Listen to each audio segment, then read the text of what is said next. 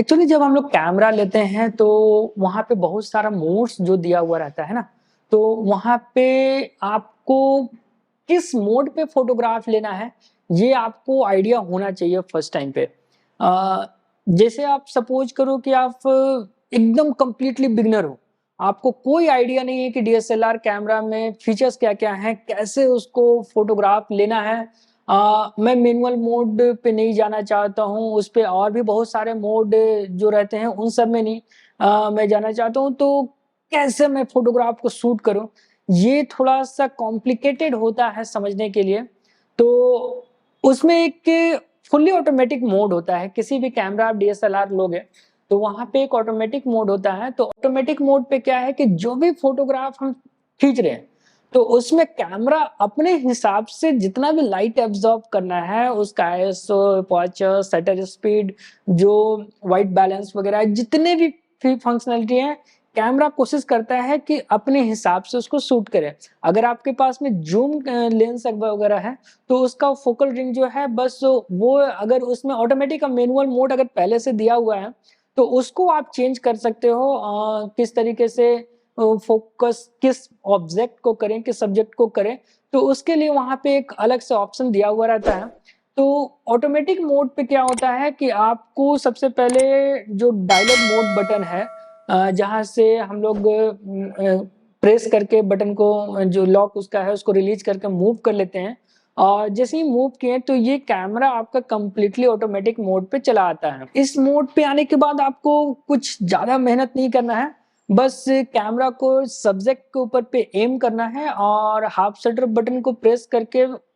Focus को देख लेना है व्यू फाइंडर के थ्रू कि हाँ, ये फोकस कितना सही हो रहा है, कितना गलत हो रहा है। अगर मान के चलो कि सब्जेक्ट का फ़ोकस नहीं हो रहा है और आपने ऑटोमैटिक मोड पे नहीं रखा हुआ है, तो आप जो फ़ोकल का रिंग होता है उस फ़ोकल रिंग के थ्रू आप उस सब्जेक्ट को फ़ोकस वगैरह कर सकते हो और जैसे ही ये आपका ऑब्जेक्ट फ़ोकस हो गया, आप वहाँ पे शटर बटन को हाफ प्रेस करके पहले एक बार देख लो और शटर बटन को क्लिक करते हुए ऑब्जेक्ट का जो भी आपको इमेज लेना है, वो आप इमेज ले लेते हो। बहुत सारे मोबाइल वगैरह पे आप देखते हो कि कुछ इफ़ेक्ट वगैरह का ऑप्शन दिया हुआ रहता है, जिसमें कुछ डिज़ाइन इधर-उधर बना हुआ रहता है वो सब आप इफ़ेक्ट डालना चाहते हो। तो इस कैमरा पे भी आपको एक प्रीसेट इफ़ेक्ट मिलेगा देखने को, जहाँ पे आप अलग से आप ब्लर इफ़ेक्ट को अच्छा तरीके से बेहतर बना सकते हो। साथ-साथ कुछ कॉन्ट्रास्ट, उसका ब्राइटनेस, वो पहले से जो सेट किया हुआ है, उन सब चीज़ों को आप अच्छे से यूज़ कर सकते हो इस ऑप्शन के थ्रू। ऑटोमेटिक मोड पे ज़्यादा दिमाग लगाने वाला चीज़ें नहीं है। आप फ़ोटोग्राफ शूट करने के लिए जा रहे हैं और आपको कलर इफ़ेक्ट, लाइटिंग वगैरह का नॉलेज भी है और वहाँ पे जो एनवायरनमेंट है, वो आपके हिसाब से नहीं है, तो आप चाहोगे कि अपने हिसाब से उसमें लाइटिंग, कलर ब्राइटनेस वगैरह जो भी सेटिंग्स वगैरह हैं, वो करो, तो ये आपको ऑटोमेटिक मोड पे नहीं मिलने वाला है। ऑटोमेटिक मोड पे वही चीज़ होने वाला है जो कैमरा आपको डिसाइड करके दे रहा है कि लाइटिंग कितना ज़रूरत है, शटर स्पीड कितना ज़रूरत है,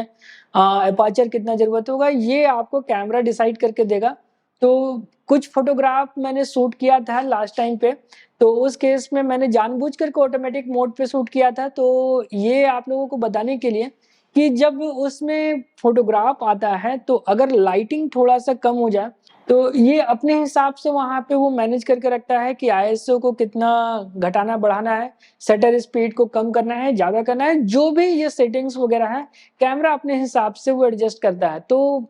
मेरे हिसाब से तो ये बिल्कुल भी ये नहीं लगता है कि ऑटोमेटिक मोड पे शूट करें। हाँ, ये उन लोगों के लिए है जो कंप्लीटली बिगिनर हैं, जो महीने 2 महीने से कैमरा को यूज़ कर रहे हैं और कहीं पे फ़ोटोग्राफ जा रहे हैं खींचने के लिए तो उनको ज़्यादा सेटिंग्स और टाइम्स में बर्बाद नहीं करना है, बस ऑटोमेटिक मोड पे डालें और अगर लाइटिंग डे लाइट का समय है, तो लाइटिंग वगैरह अच्छा मिल रहा है, तो आप वो फ़ोटोग्राफ वगैरह लेता रहेगा। हाँ, अगर ये देखो कि आपके अगर कैमरा पे ज़ूम लेंस वगैरह दिया हुआ है और उसपे भी जो फ़ोकस का मोड मैनुअल और ऑटोमेटिक दिया हुआ है, तो उस केस पे आप उसको चेंज करके फ़ोकस को कंट्रोल कर सकते हो, कि फ़ोकस किस जगह पे रखना है, कितने दूरी पे रखना है। जी, आप अपने हिसाब से कर सकते हो, लेकिन वो मैनुअल अगर मोड पे रहेगा तो। अगर वो ऑटोमेटिक मोड पे है, तो उस केस पे क्या है कि कैमरा अपने हिसाब से ही वो एडजस्ट करने वाला है फाइनली। तो इस मोड पे बहुत ज़्यादा ये बताने की ज़रूरत नहीं है कि आपको aperture, shutter speed, ISO, white balancing को किस तरीके से कंट्रोल करना है, सारा काम कैमरा ही करेगा। आपको सिर्फ सीधा-सीधी देखना है कि जो आप फ़ोटो खींचे हो वो दिख कैसा रहा है। इसमें अक्सर एक प्रॉब्लम देखने को मिलता है कि जब आप किसी सब्जेक्ट को फोकस कर रहे हो, तो उस केस में जो सब्जेक्ट है वो अगर आपका जो फोकल लेंस है, अगर वो ऑटोमेटिक मोड पे नहीं है, तो उस केस में कुछ ब्लरी इफ़ेक्ट आ जाता है। तो ब्लर इफ़ेक्ट दैट मीन्स मैं बैकग्राउंड की बात नहीं कर रहा हूँ, मैं सब्जेक्ट ही का बात कर रहा हूँ कि वो ब्लर दिखने लगता है। तो आप रिंग को मूव करते हुए आप उस सब्जेक्ट को फोकस कर लो, जिससे क्या है कि आपका ऑब्जेक्ट जो है वो क्लियर विजिबल हो जाता है। फुली ऑटोमेटिक मोड पे और भी एक फंक्शन ये है कि अगर आपका सब्जेक्ट जो है मतलब ज़्यादा डार्क हो जा रहा है या शटर स्पीड ज़रूरत से ज़्यादा अंडर कंट्रोल हो जा रहा है, तो ये आपको एक ब्लिंक करते हुए रहेगा रेड कलर का। तो उस केस पे आप ये समझोगे कि आपका जो सब्जेक्ट है, जिस चीज़ का आप जो फ़ोटो लेने वाले हो, वो सही फ़ोटोग्राफ